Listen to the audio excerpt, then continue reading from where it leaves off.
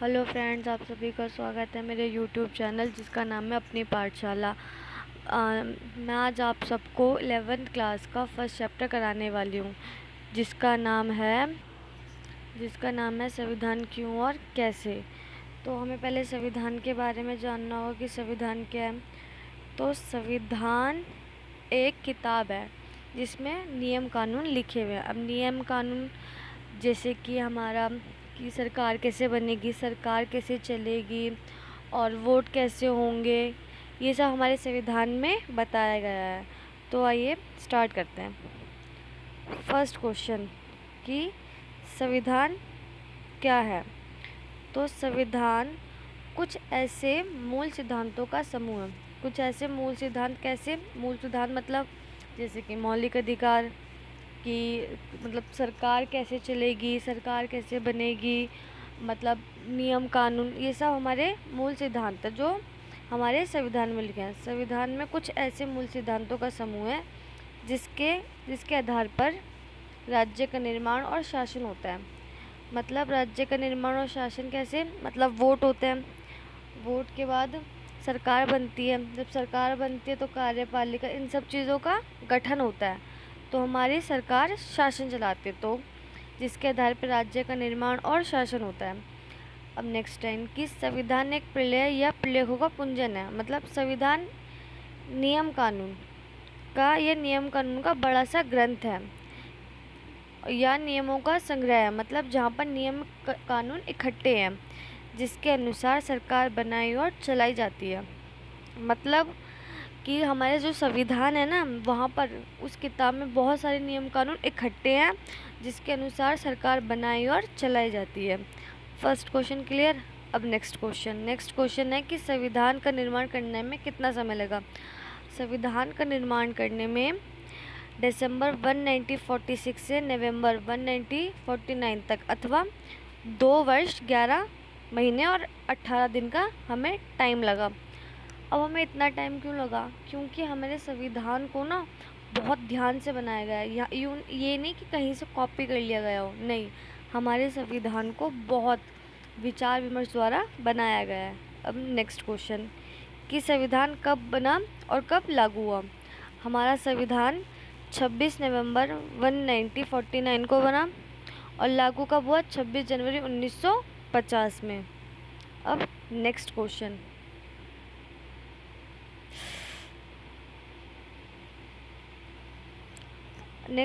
है कि संविधान का एक कार्य उल्लेख कीजिए। कभी कभार पेपरों में ये भी पूछ लिया जाता है कि संविधान का क्या काम है।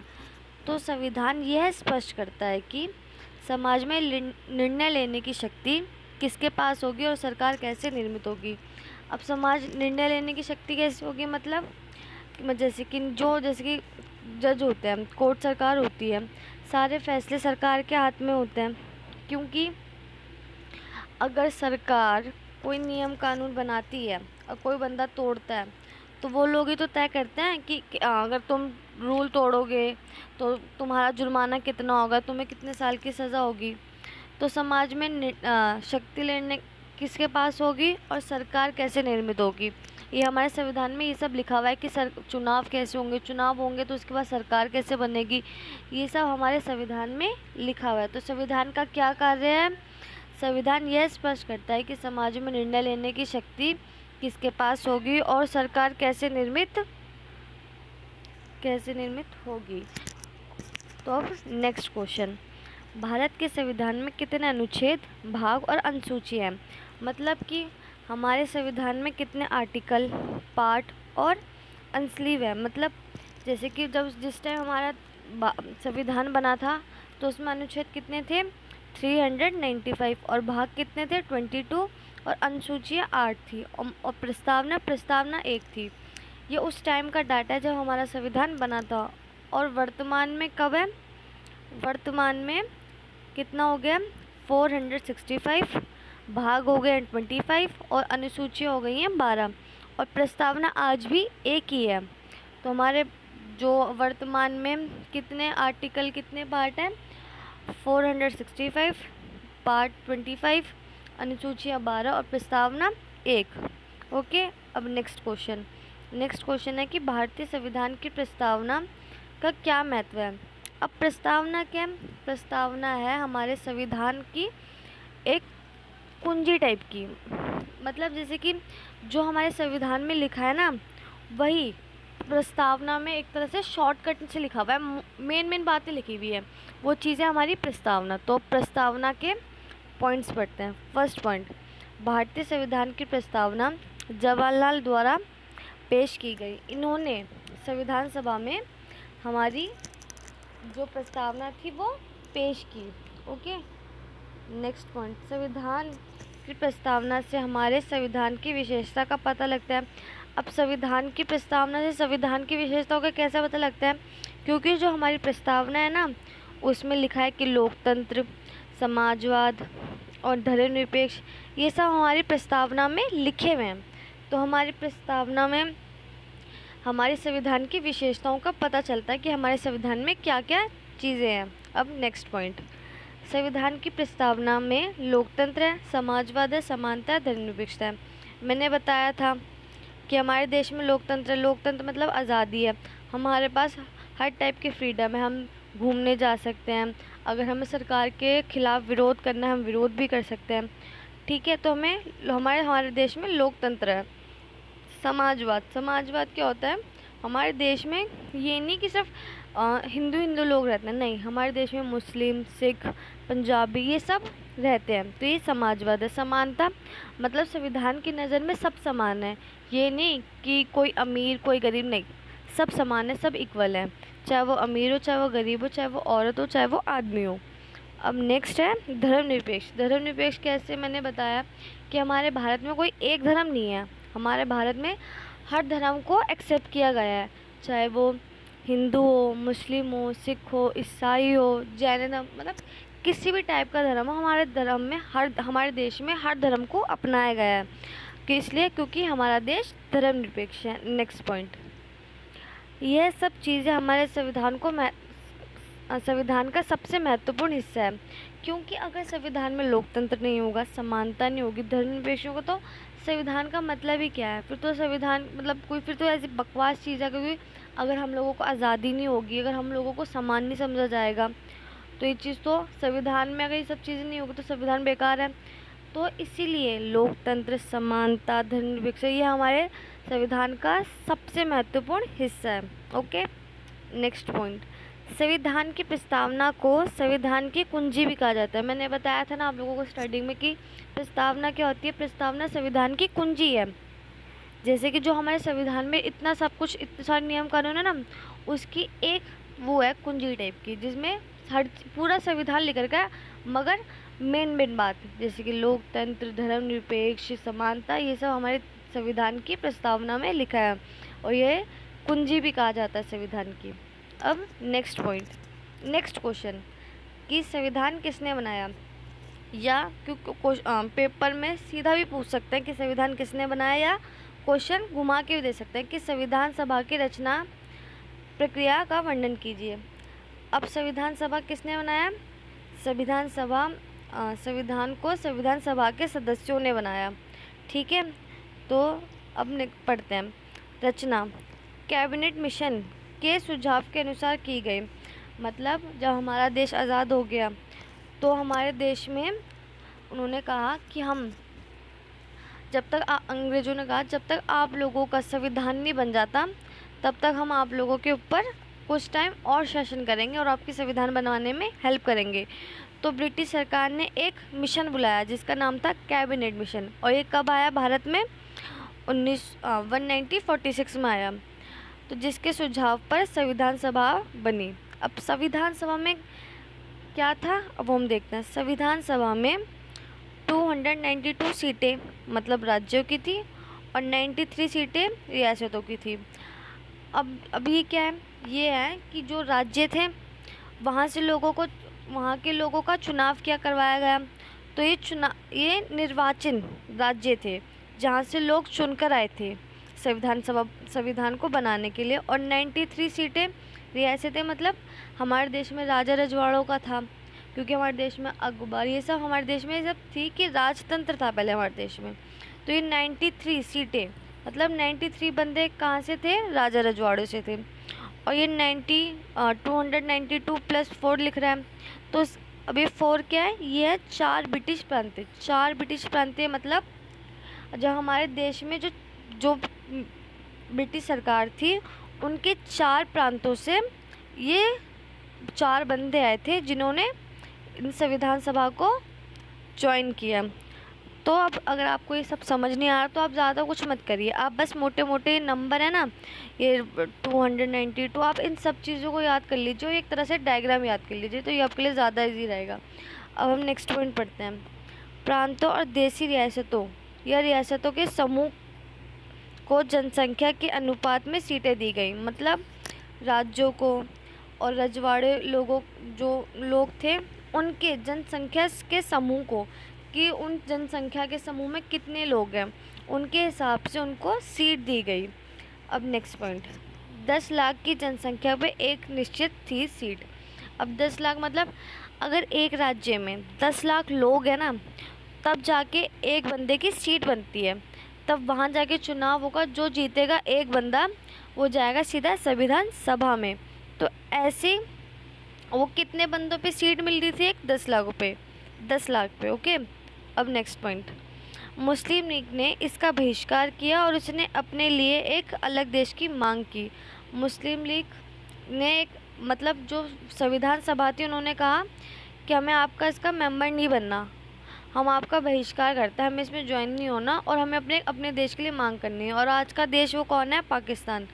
तो जब अब टोटल कितने बंदे हो गए थे, सब 389 बंदे हो गए थे टोटल, इन सबको मिला के मुस्लिम लीग के बंदों को। मगर जब इन लोगों ने रिजेक्ट कर दिया तो संविधान सभा में कितने मेंबर बचे, कितने लोगों ने संविधान सभा को कंटिन्यू करा। अब हम वो पढ़ते हैं नेक्स्ट पॉइंट। मुस्लिम लीग ने जब संविधान सभा को छोड़ दिया था तब संविधान सभा में 284 सदस्य बचे। ओके, जब मुस्लिम लीग अलग होगी हमसे तो हमारे संविधान सभा में कितने लोग बचे, 284। अब नेक्स्ट पॉइंट, 26 नवंबर 1949 को हमारा संविधान बन गया और 24 जनवरी 1950 को 284 सदस्यों ने इससे पर हस्ताक्षर करके इसको अपनाया और 26 जनवरी को हमारा संविधान लागू कर दिया गया। मतलब हमारा संविधान जो था ना वो 26 नवंबर 1949 को ही बन चुका था, मगर इसको लागू क्यों नहीं किया गया जब भी हैंड टू हैंड, वो इसलिए लागू नहीं किया गया क्योंकि सबसे पहले क्रांति की शुरुआत ना 26 जनवरी 1859 या 49 में हुई थी। तो इसलिए उन्होंने कहा था कि जब पहली क्रांति हुई थी ना तो हम उसी डेट को मतलब 26 जनवरी 1950 को ही अपना संविधान लागू करेंगे। तो इसलिए हमारे संविधान को कुछ महीने और वेट कर मतलब मैक्सिमम 1.5 महीना और वेट करा, उसके बाद हमारा 26 जनवरी 1950 को हमारा संविधान लागू हो गया। उन लोगों ने जिन लोगों ने बनाया उस पर साइन किए सभी लोगों ने और उस संविधान को एक्सेप्ट किया और हमारा संविधान को लागू कर दिया गया। ओके फ्रेंड्स, अब नेक्स्ट क्वेश्चन। अब हमने पढ़ा कि संविधान सभा में कितने बंदे थे, कितने लोग थे, कैसे कैसे बना। तब अब नेक्स्ट क्वेश्चन है कि संविधान सभा के अध्यक्ष कौन थे। अब संविधान सभा के अध्यक्ष डॉक्टर राजेंद्र प्रसाद थे। अब नेक्स्ट क्वेश्चन, संविधान सभा में विभिन्न मुद्दों के लिए कितनी कमेटियां बनाई गई और उनकी अध्यक्षता किन नेताओं के द्वारा की गई।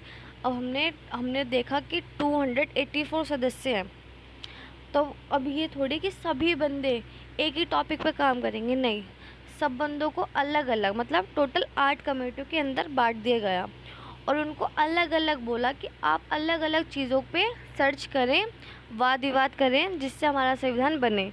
तो कितनी कमेटियाँ बनी, 8 कमेटियाँ। और उनको लीडरशिप किसने की थी, जवाहरलाल नेहरू जी ने, राजेंद्र प्रसाद ने, सरदार भाई वल्लभ पटेल ने, मौलाना आज़ाद ने और डॉक्टर भीमराव अंबेडकर ने। इन लोगों ने इनको लीडरशिप किया, इन 8 कमेटियों को। अब नेक्स्ट क्वेश्चन है, ये लास्ट क्वेश्चन है और ये इम्पॉर्टेंट क्वेश्चन है क्योंकि ये ज़्यादातर क्वेश्चन पूछा जाता है कि भारतीय संविधान की विशेषताएं बताएं। अब हमने पढ़ लिया कि संविधान क्या है, संविधान में क्या क्या है, संविधान कब बना, इसको कब लागू किया गया। अब हमारे संविधान की विशेषताएं। पहला विशेषता है कि दुनिया का सबसे बड़ा लिखित संविधान है। हमारा जो संविधान है वो पूरे विश्व में सबसे बड़ा लिखित संविधान है। ओके, नेक्स्ट पॉइंट, ये लोकतंत्रीय शासन व्यवस्था। लोकतंत्रीय शासन व्यवस्था मतलब यहाँ पर लोगों को हर चीज़ करने की आज़ादी है, चाहे वो आंदोलन करें, चाहे वो घूमें, चाहे वो मतलब व्यापार करें, कुछ भी करें, हर चीज़ की खुली आज़ादी है। मौलिक अधिकार, हम लोगों के पास मौलिक अधिकार है, स्वतंत्रता का अधिकार है, समानता का अधिकार है, धर्मनिरपेक्षता का अधिकार है, ये सब हमारे पास अधिकार है। नेक्स्ट पॉइंट, सार्वभौमिक व मताधिकार। और सार्वभौमिक मताधिकार मतलब वोट देने का अधिकार। सभी लोगों को वोट देने का अधिकार है, चाहे वो औरत हो चाहे वो आदमी हो, ठीक है। और सबको उस टाइम 21 साल के बंदे ही वोट डाल सकते थे, मगर बाद में इस नियम कानून में चेंज किया गया और इसकी एज 18 साल कर दी थी कि 18 साल का अब बंदा वोट दे सकता है। मगर दो बंदे कौन से जो वोट नहीं दे सकते, एक तो जो मेंटली रूप से होते हैं वो लोग, और सेकंड जो जेल में जो कैदी होते हैं वो लोग वोट नहीं डाल सकते। अब नेक्स्ट पॉइंट, संसदीय शासन व्यवस्था। हमारे देश में है संसदीय शासन व्यवस्था। इसका मतलब होता है कि चुनाव होगी तो सरकार बनेगी, वो संसद में जाएगी, संसद से जाके वो कार्यपालिका बनाएगी और फिर न्यायपालिका। तो ऐसे हमारे देश में संसदीय व्यवस्था है। ओके, नेक्स्ट पॉइंट, हमारा संविधान ना तो ज़्यादा कठोर है और ना ही ज़्यादा लचीला है। इसका मतलब हमारे संविधान में जैसे जैसे टाइम अगर आगे जाके किसी चीज़ में बदलाव करना हो तो संविधान में बदलाव तो हो जाएंगे, उसकी दिक्कत नहीं है। मगर अगर आप किसी मेन चीज़ जैसे मौलिक अधिकार में बदलाव करना चाहोगे तो उसमें बदलाव करना बहुत कठोर है। इसलिए हमारा संविधान ना ज़्यादा कठोर है ना ज़्यादा लचीला है। ओके, नेक्स्ट पॉइंट, धर्मनिरपेक्ष। हमारा संविधान धर्मनिरपेक्ष है। धर्मनिरपेक्ष मतलब हमारे देश में कोई एक धर्म नहीं है, हमारे देश में सारे धर्म है, हिंदू मुस्लिम सिख ईसाई। तो हमारा जो देश है क्या है, धर्मनिरपेक्ष। नेक्स्ट पॉइंट, एकल नागरिकता। एकल नागरिकता का मतलब होता है जहाँ पर लोगों के पास एक ही नागरिकता हो। जैसे हम लोग भारतीय हैं, अगर हम किसी और कंट्री में जाते हैं हम क्या बोलते हैं, हम इंडियंस हैं। हम ये थोड़ी कहते हैं कि हम दिल्ली के बंदे हैं या मुंबई के बंदे, हम ये तो कहते हैं कि हम एक भारतीय हैं। तो एकल नागरिकता ये होती है। अब नेक्स्ट पॉइंट, अलग अलग देशों से प्रावधान। प्रावधान का मतलब होता है नियम कानून। अलग अलग देशों से नियम कानून लिए गए हैं। अब हमारे संविधान में बहुत सारे ऐसे नियम कानून हैं जो लिए गए हैं, जैसे कि लोकतंत्र, धर्मनिरपेक्ष, ये सब चीज़ें हमारे देश में अपनाई गई है। मगर ये नहीं है कि बिल्कुल ही कॉपी कर ली गई, नहीं। बहुत सारी हमारे देश में जब किसी देश के नियम कानून को लिया गया तो उसे बहुत ज़्यादा विचार विमर्श किया गया है, क्योंकि उन्हें ये देखा गया है कि ये चीज़ हमारे देश में चलेगी या नहीं चलेगी। इसलिए हमारे देश में हर चीज़ को बहुत ज़्यादा किया गया है। अब नेक्स्ट क्वेश्चन, नेक्स्ट पॉइंट, स्वतंत्र एवं निरपेक्ष चुनाव प्रणाली। स्वतंत्र एवं निरपेक्ष, स्वतंत्र मतलब जो लोग हमारे चुनाव करवाते हैं वो स्वतंत्र है, वो किसी सरकार के दबदबे में नहीं करवाते, वो स्वतंत्र होकर करवाते हैं। निष्पक्ष मतलब ये नहीं कि वो लोग अगर कोई सरकार उनको पैसे खिला देते वो उनको जिता दे, नहीं, वो सिर्फ जनता और सरकार के लिए काम करते हैं, इसलिए वह स्वतंत्र एवं निष्पक्ष चुनाव प्रणाली है। तो हमारे देश में निष्पक्ष चुनाव होते हैं। गाइस, आज का ये चैप्टर कंप्लीट हुआ। अगर आपको मेरी वीडियो पसंद आई हो तो प्लीज़ लाइक करें, शेयर करें, कमेंट करें, and thank you for watching my video.